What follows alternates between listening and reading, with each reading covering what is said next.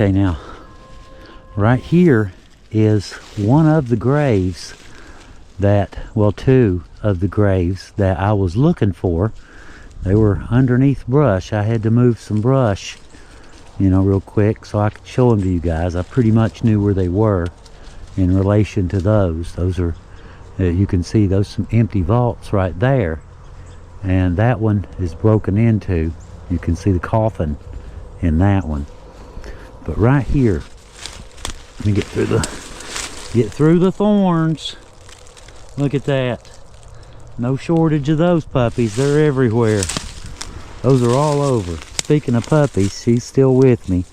But if anybody's worried, don't. I will see to it that the little dog that's following me gets back to her house safe before I leave. I'll make sure of that.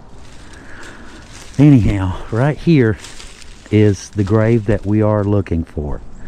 This is Virginia Louise Surri, S-E-R-E-Y. Now, as every one of you know, protecting your children is second nature, right? You know, if someone hurts your children, what are you gonna do? That's exactly right. Well, this one's a little bit different. See, like I said, we're supposed to protect our family and our bloodlines. You know, it's instinctual. Well, usually it is, but sometimes people do the exact opposite. They become the threat to their own family, such as the case we have here. Virginia Surri was born May 10th in 1924 in a little community called Hutchinson, not far from here in Logan County, West Virginia. Her parents were Paul Manola, that's him right there, and Gladys Abbott.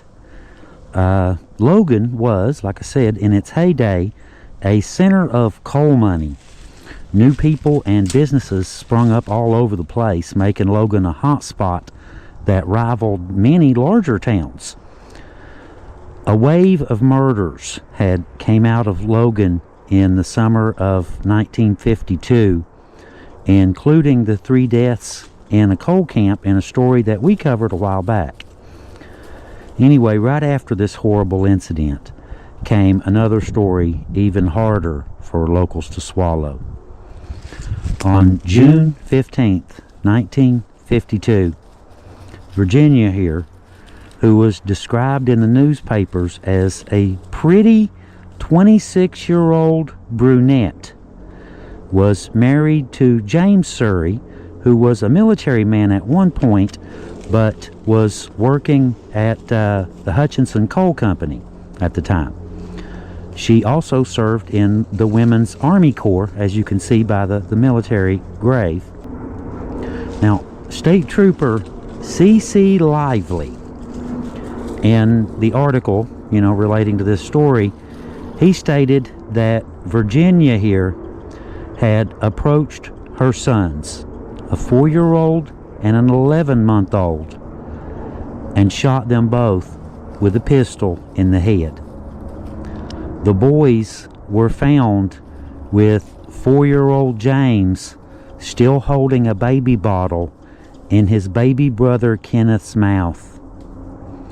She then shot herself in the forehead and was taken to Logan Hospital, where she later died. There was no known cause for what happened.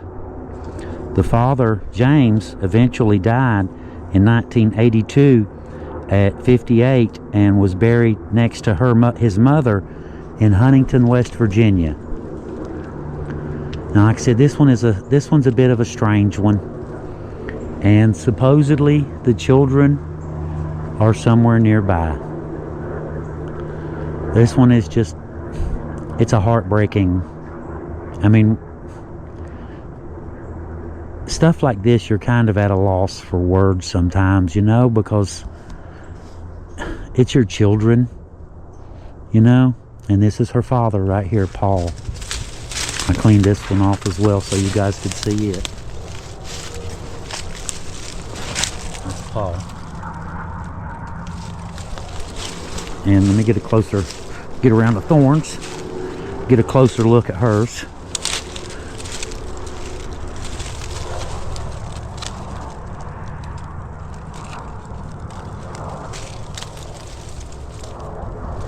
But like I said, you know, it's just such a strange story that to hear someone who, you know, did that to their own children.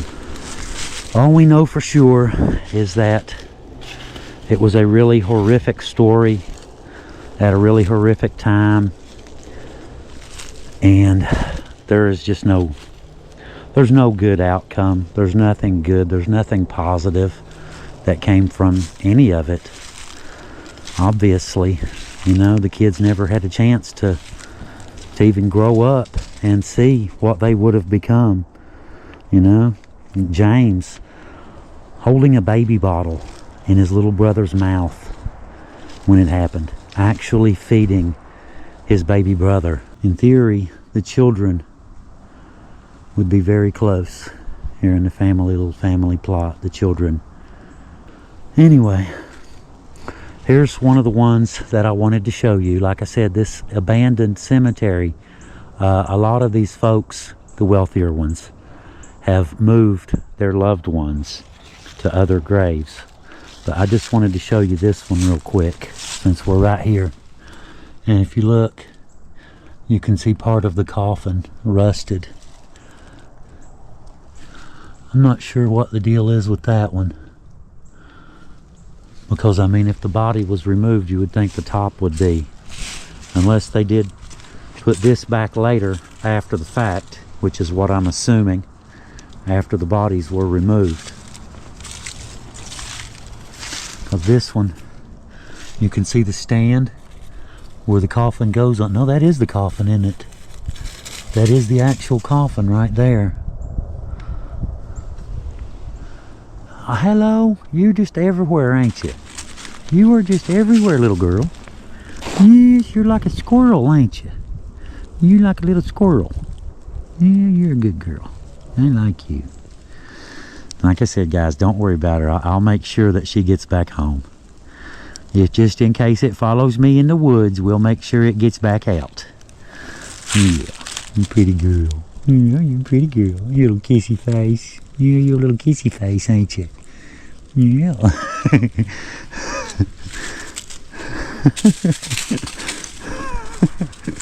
Watch her go. She just lives right down there, right around the hill there. Yeah, she just lives right there in that house. But just to be on the safe side, if she follows me, I'll make sure she comes back out. But check these out. Every one of these has been emptied. Frank Chirico, Grazia, Grazia, Chirico. And you can see where the bodies were pulled out. They broke the ends of the vaults and pulled the caskets out. Took them somewhere else to be interred somewhere else. Can't blame them, can you? You can't really blame them.